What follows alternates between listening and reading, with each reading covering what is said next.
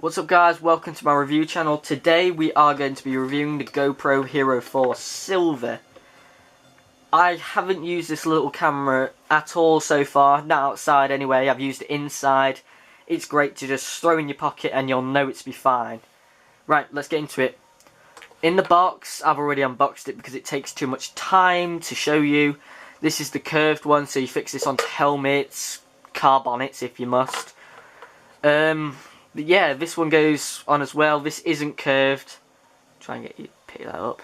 And this one is, as I said, just so you can see a difference. Hopefully you can. This thing, just let me take it out for you. Damn it. This would attach onto the thumb screw, which is here. And then it would slot nicely here.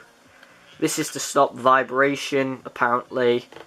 And it's also to, I believe it's just to keep these from coming out. But overall I think it's great. Right, other products would include like the elbow joint, which is in case if you mount it onto the side. So this isn't like Hero 4 Session, which has its perks and has its downfalls as well, where you can just turn it and it'll still work. But yeah, here that is. You get multiple back doors, so you get 3 in total. One's already on the dive housing, which you can use up to 40 meters down. But unless you're a recreational diver, I think that's ample enough. This is the touch back door, so I can't.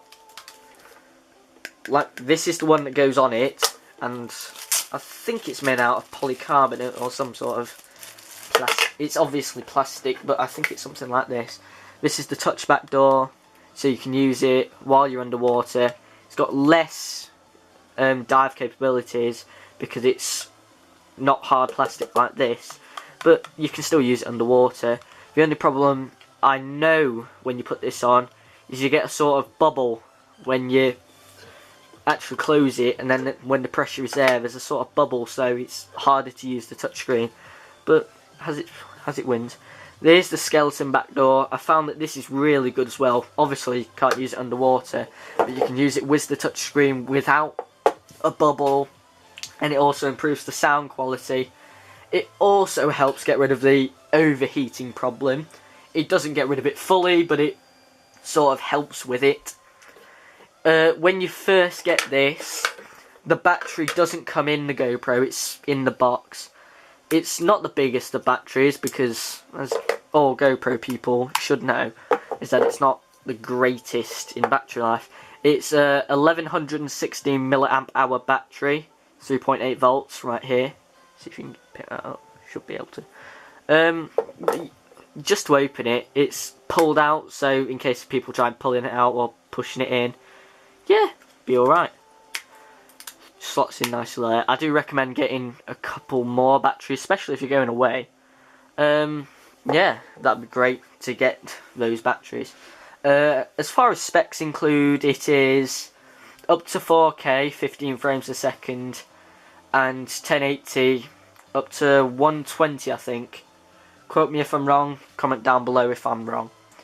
There's obviously lots and lots of mounts. If you buy them through GoPro, it's probably £25 a mount, so I recommend just buying some cheapo China stuff, because if it gets broken, it's only about £3, not 25 or 50.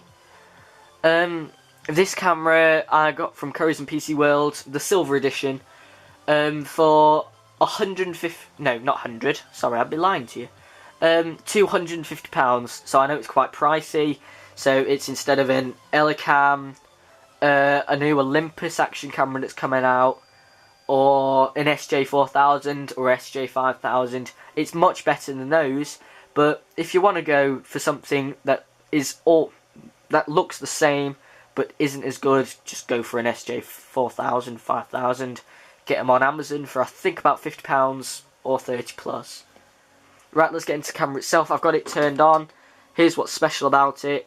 It's got the touch screen right here. You have to, because of a lock. The touchscreen works great. It's really responsive. So, see, perfect. I know that the single does take a while for it to do anything, and this, to go back to your playback, just right here, see? You'd on a 1080p wide, you do get a rather fisheye effect, so everything in the background sort of curves, which isn't very good, but I mean, you can't complain. It's a perfect little camera to take everywhere and anywhere without worrying about it too much. I mean, unfortunately, because of the dive housing, it doesn't float, but you can get a floaty back door, but that does obstruct the touch screen or the screen at all. But I can't imagine you'll be wanting to see the screen underwater.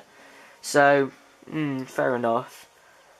I know because it's small, so here's the downside. I know because it's very small and very compact. Here's my hand compared to it. It can get lost easily. I know people who just go to a trampoline park, say, and then they find a GoPro in the foam pit, or people who take their dog for a walk and find a GoPro in the bush somewhere because someone's lost it. They're that small and they're very hard to find. So I do recommend some sort of colour on it to make it stand out, and a floaty back door, definitely. Specs wise, as I've said, great, but 4K will be sorely missed in this. Alright, thanks guys for watching. Please like and subscribe.